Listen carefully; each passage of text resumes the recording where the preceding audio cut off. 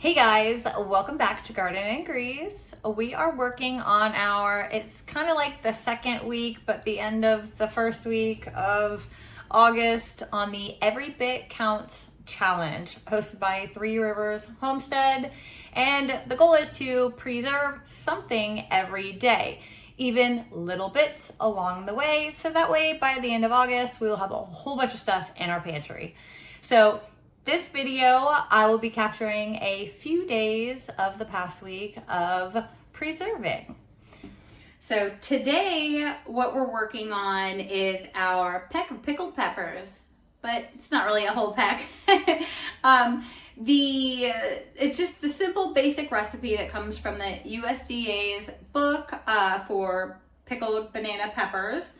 And it calls for 2.5 to 3 pounds of peppers.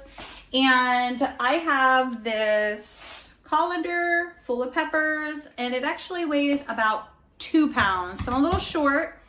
I'm making the brine for the full recipe because I'm also going to use that brine to pickle our pepperoncini peppers. So we're going to do that today too. That way we can get hopefully 4 to 5 pints of product in our canner going. All right, so I've got my canner heating up with the pint jars in there so they can sterilize, because our cook time for this in the canner is only 10 minutes. So we want to sterilize those jars just in case. So I'm going to start getting our brine ready before I even start cutting my banana peppers to get that nice and heated up. So for our brine, we need to start with 5 cups of apple cider vinegar, and now we need 1.5 cups of water. Correction, 1.25 cups. There we go. All right, so I measured out my salt in here, so I have 5 teaspoons of salt, and I'm just using canning and pickling salt for this. Alrighty, we're gonna let that start heating up and start cutting our peppers. Now, I did make one serious error. I can't find any of my gloves for cutting this, and though these peppers are actually sweet banana peppers, there is the occasional hot pepper in the mix. And last time I did this, my eyes burned so bad, and I wear contacts. So I had to take my contacts out in the evening, and it was not fun. I'm probably gonna run into that again today, but oh well, just for the love of preserving our harvest, here we go. And I'm gonna cut them about 1/4 inch thick rings. I wanna try to keep them as rings, at least.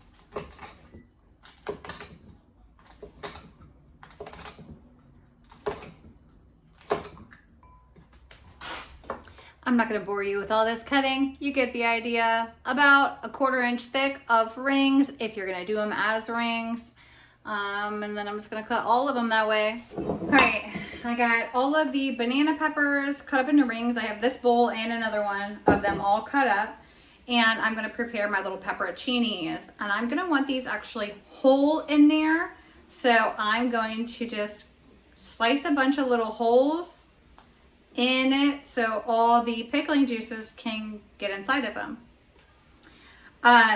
These are a little small. They're supposed to be small little peppers anyway, but I feel like my plants that these were growing on are actually really stunted. So like some of those, that's more like what I expected, but a lot of them were really tiny and the plant wasn't doing well. So I harvested what I could off of it. Okay, so my brine got to a boil. It's good to go. I turned the heat off on that, and my jars are definitely ready to go. So I'm gonna pull a jar out at a time as we need it. And I have some wide mouth and some that are just standard. So we have a hot jar. So in each pint-sized jar, we're going to put in the bottom 1/2 tablespoon of celery seed and a whole tablespoon of mustard seeds.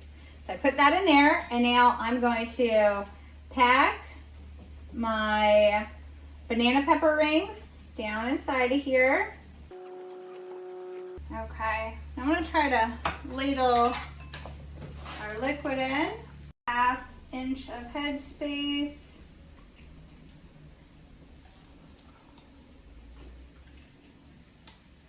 I'm gonna use my debubbler.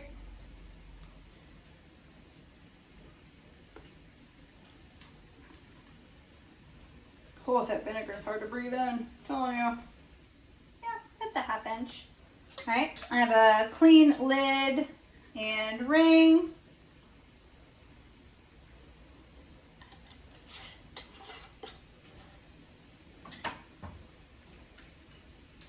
And I don't want this super tight, I just want it finger tight.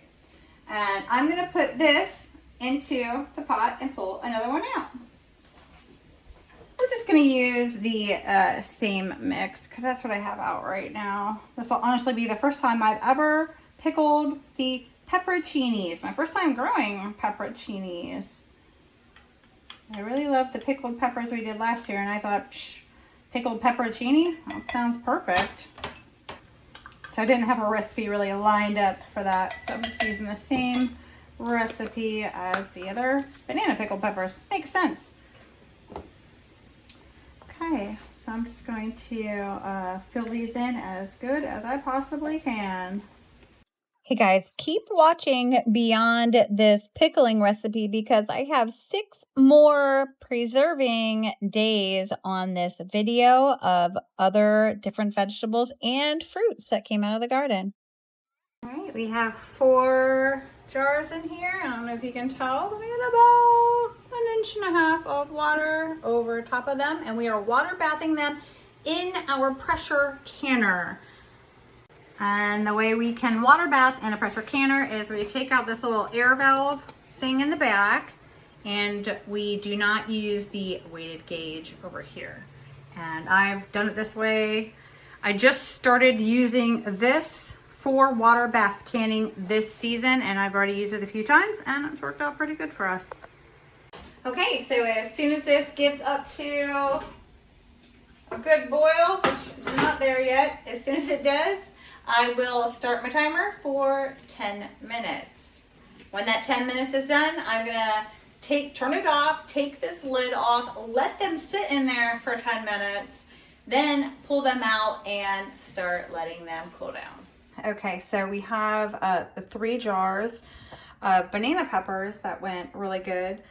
But my jar of pickled pepperoncinis, if you can see the water line here, I don't think I spent enough time trying to debubble and I should have let it sit for a little while too to make sure that the brine was going inside of the peppers, because I think once it canned, the brine filled into the peppers and it reduced the water level in here.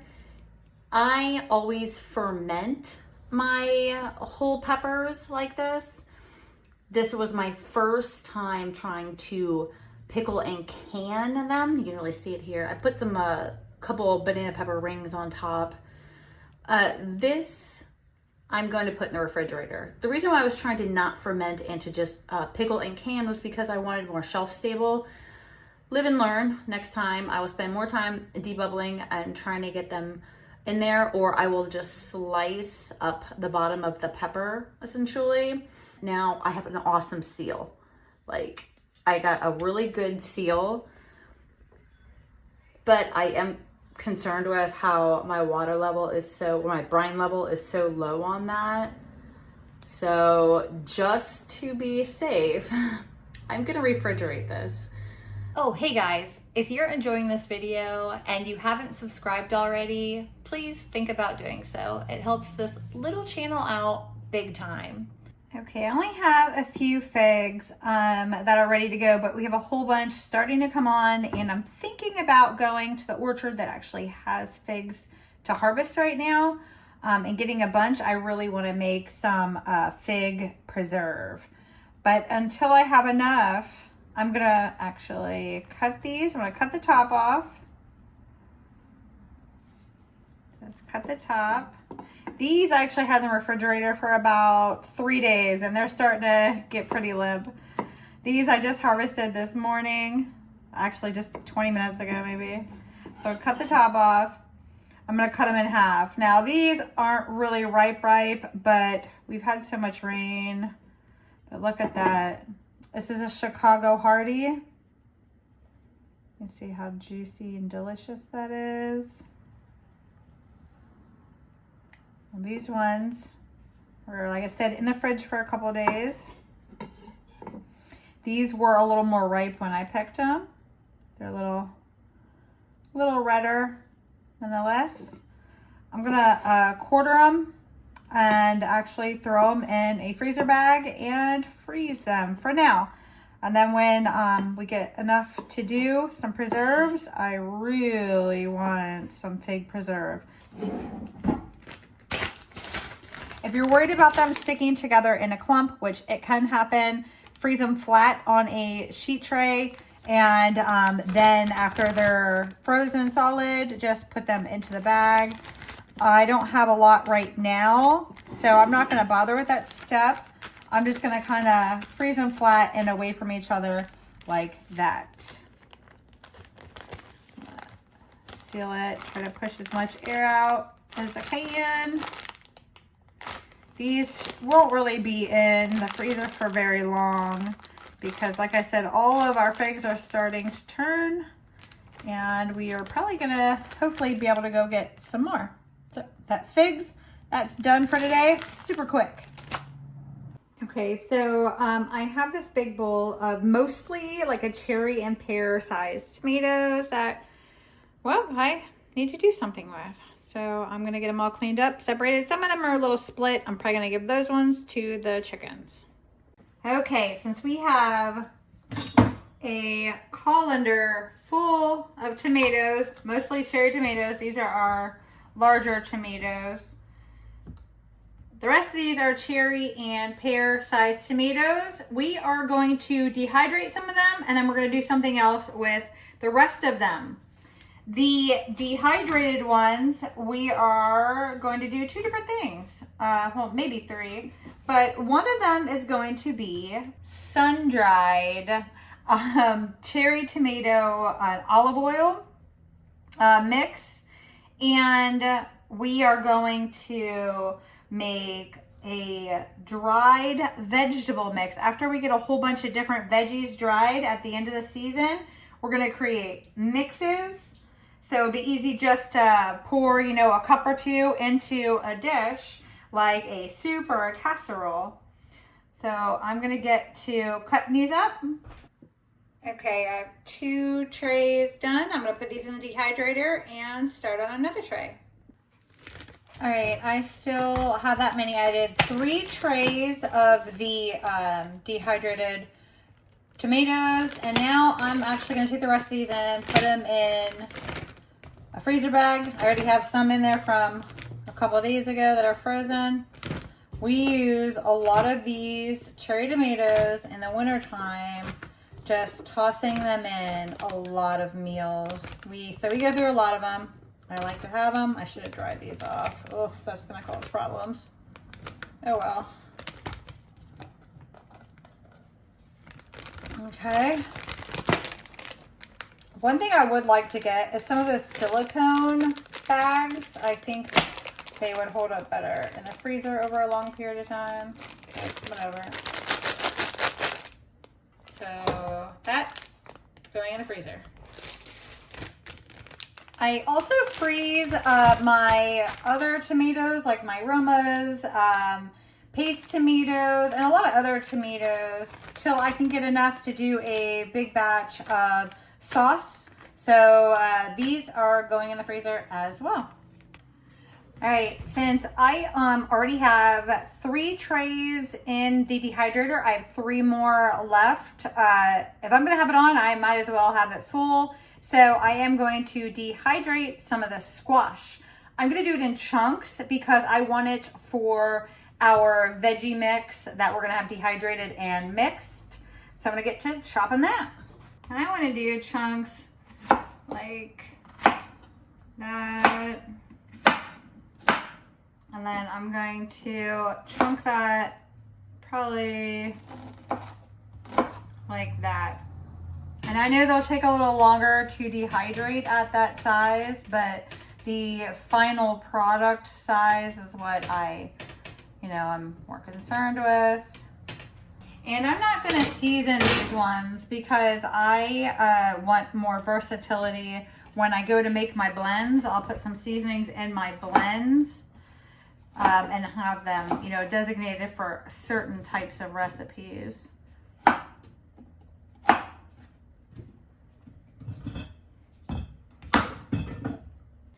All right, we have 3 trays of squash and 3 trays of tomatoes.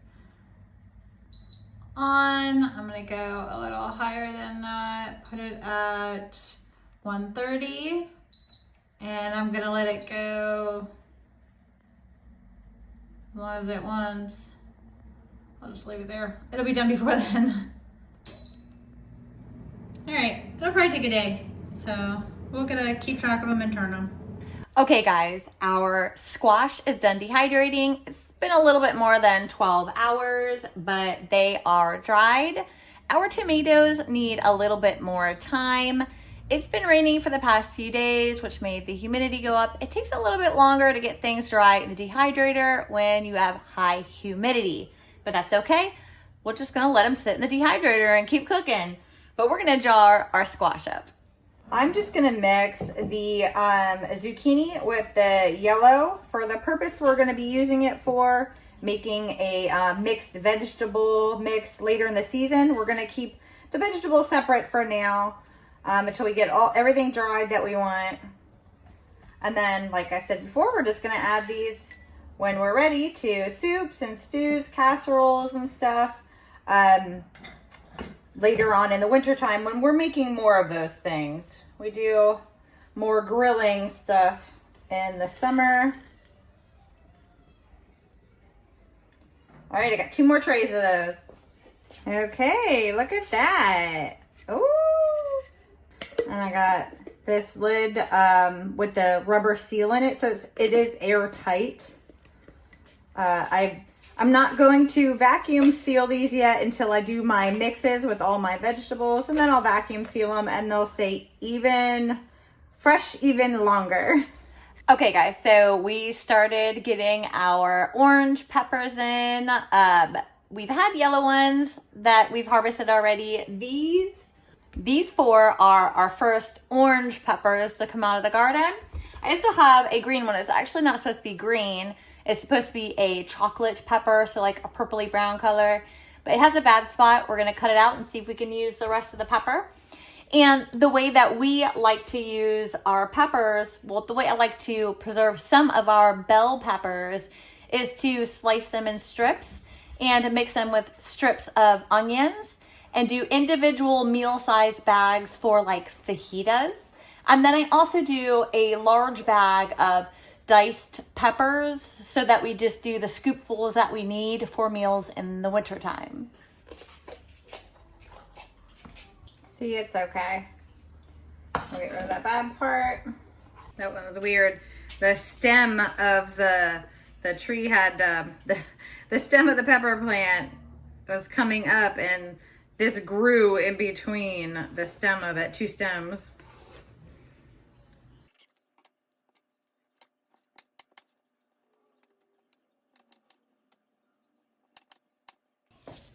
I've got some of these smaller-ish sized onions from the garden. They've been drying. We're going to cut these up though and put them in to our pepper mix.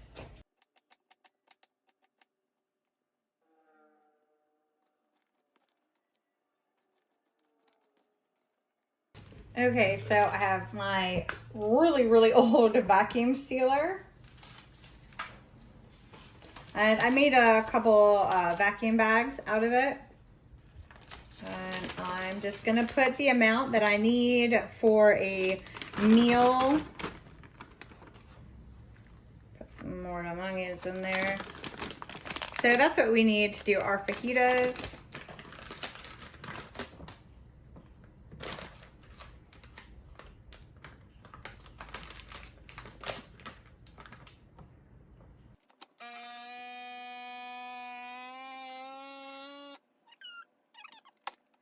There's one.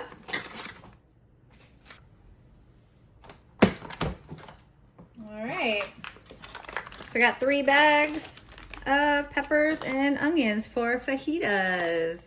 Gonna go in the freezer. All right, guys, my dad loves our fermented peppers, so I picked a whole bunch and some of the little lunchbox sweets, and I'm gonna make him a jar of fermented peppers because our peppers are going gangbusters right now, especially our smaller ones like our banana peppers and our Hungarian hots. We have way more Hungarian hots than I anticipated. So I'm going to hurry up and make a batch of those for today. And for today of our challenge, that'll be my last preservation for today. All right, I'm just using a spaghetti sauce jar, an old jar. It is cleaned and sterilized. I'm gonna start by putting some garlic down in it, just a chunk. And I got this little tiny onion. I'm gonna cut that up and put it in there, just in chunks. Like that, down in there. And I'm gonna start cutting my peppers up. All right, guys, I have an entire video on 3 really easy, beginner-friendly fermenting recipes. I will link down below, and you can check out all of the exact details on how to do this. All right, I literally have a Ziploc bag with water. I don't have any weights that will fit inside of this jar. I only have the glass puck weights that fit in wide mouth jars. So anything other than a wide mouth jar, I use a Ziploc bag, and I put salt water in it because if I get a hole in the bottom of this bag, at least it won't dilute the brine in the jar. Now, before I seal it, I'm gonna push the bag down in there. I know it seems a little awkward, but I probably won't even have to seal this bag shut. So you see how the bag is helping to push everything underneath the water? Yeah, I got some little seed floaters. I'm not worried about those. My water line's kind of like all the way up here now. So all of our veggies are pushed. They're below the water line.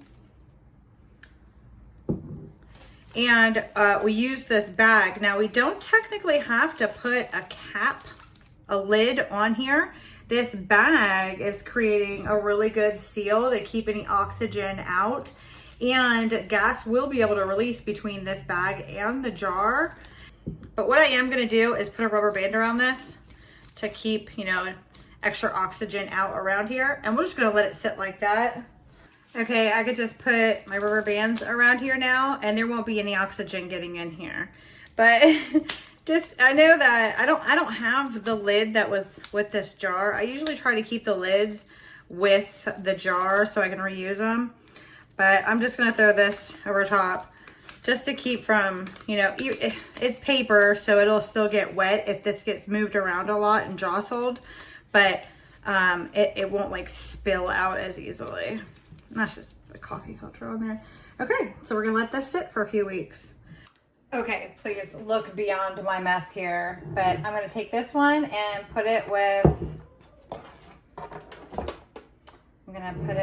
our others down here. And actually this is done. So move it there.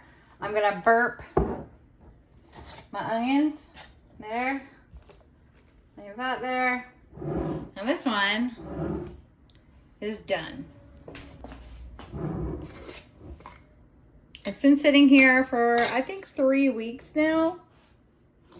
Oh my God, it smells amazing. I don't know how to explain it. It's almost like a smoky pepper, but sweet all at the same time.